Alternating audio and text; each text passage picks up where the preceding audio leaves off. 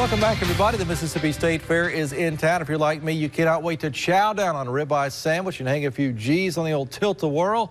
But all that fun can leave you a little bit under the weather. Dr. Timothy Quinn, who practices family medicine at Quinn Healthcare in Ridgeland, joins us now live in the studio. Dr. Quinn, what are a few things every fairgoer needs to keep in mind? Well, the most important thing, as I did my research, I kept seeing stories popping up about children being abducted, separated from their parents. It's so important that we watch our children.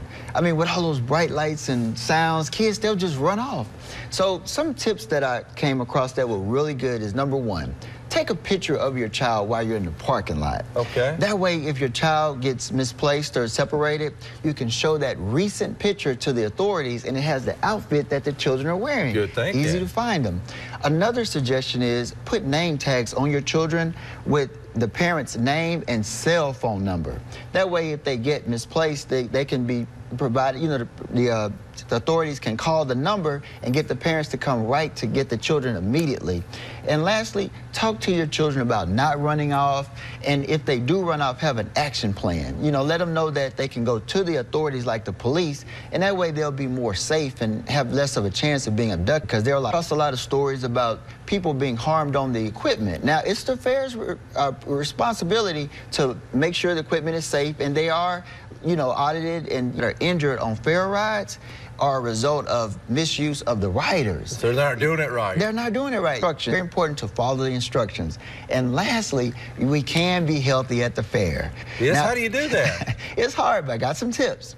Number one, eat before you go. Okay. If you eat before you go, you're less hungry and there's a better chance that you won't overeat.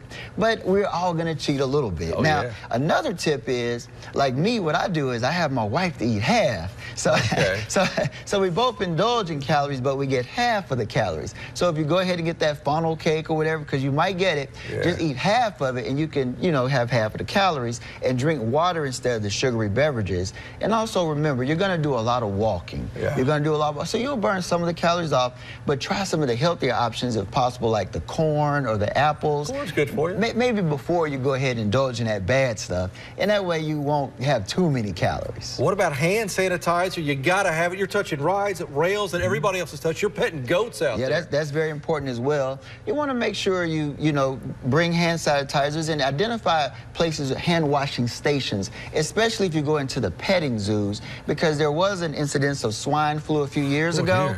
So for the little children in the petting zoos, make sure they wash their hands after touching the animals, and especially before you eat. And when you go to the different vendors that are selling the food, look around and make sure it looks clean and tidy, and they're following the regulations, such as wearing gloves when serving the food or using tongs and not touching the food directly.